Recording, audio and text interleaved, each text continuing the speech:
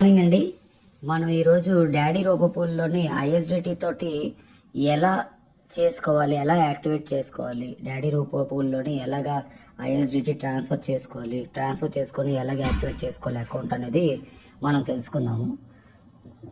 First ఇదిగోండి, daddy రోబోపూల్లో login అయ్యి deposit నొక్కుతామండి. Deposit press చేశాక ఇక్కడ ఐఎస్డిటి కాయిన్ సెలెక్ట్ చేసుకొని పే నవ్ అని సెలెక్ట్ చేసి 21 ఐఎస్డిటి పెట్టి నెక్స్ట్ చేస్తాం. నెక్స్ట్ పే నవ్ అని క్లిక్ చేస్తాం. ఇది క్లిక్ చేశాక ఇక్కడ గ్రీన్గా deposit@roboplan.com అని ఉంది కదండి, ఇది కాపీ చేసుకుందాం.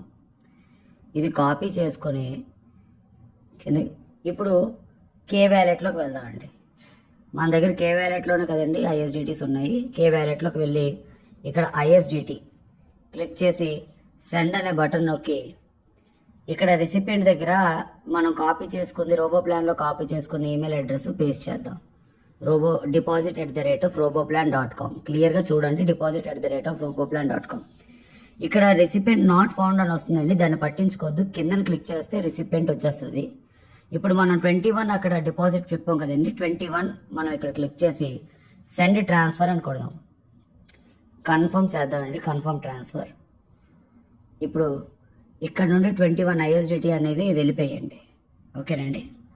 సో ఇప్పుడు 21 ఐఎస్డిటి వెళ్ళిపోయి ఇప్పుడు రోబోపూల్లోకి వెళ్దాం.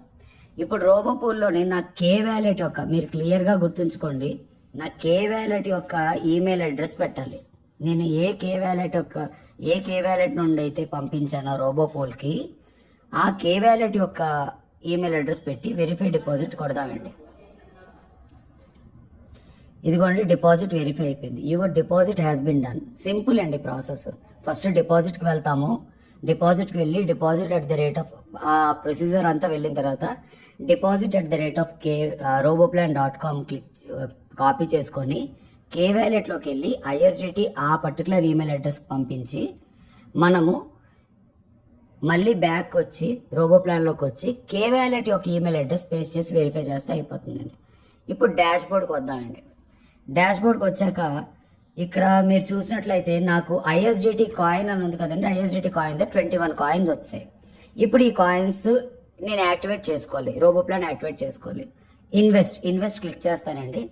ఇన్వెస్ట్ క్లిక్ చేసి ఇలా కొద్దిగా స్క్రోల్ డౌన్ చేసి ఇన్వెస్ట్ నవ్ అని కొట్టి ఇక్కడ యూఎస్డిటి బ్యాలెన్స్ 0 ఉందండి. ఆ 0 అనే యూఎస్డిటి బ్యాలెన్స్ దగ్గర ఇక్కడ క్లిక్ చేసి ఐఎస్డిటి సెలెక్ట్ చేసుకుంటానండి. ఓకే, ఐఎస్డిటి 21 వచ్చాయండి, నాది 21 ఉన్నాయి. ఇన్వెస్ట్ నవ్ అని కొడతాను. ఓకేనండి. ఇప్పుడు ఇన్వెస్ట్ నవ్ అయిపోయిన తర్వాత ఇప్పుడు నేను మళ్ళీ డాష్ బోర్డ్లోకి వచ్చి చెక్ చేసుకుంటే నా అకౌంట్ అనేది యాక్టివ్ అయిపోయిందండి. నాది 21 ఐఎస్డిటి కట్ అయ్యి అకౌంట్ యాక్టివేట్ అయిపోయిందండి. సింపుల్ ప్రాసెస్ అండి రిజిస్ట్రేషన్ అనేది ఐఎస్డిటి తోటి. ఇన్స్టెంట్గా సెకండ్స్లోనే అయిపోతుందండి. మీరు ప్రొసీజర్ పర్ఫెక్ట్గా ఫాలో అయితే చాలా పర్ఫెక్ట్గా అయిపోతుంది. ఓకేనండి, థ్యాంక్ యూ.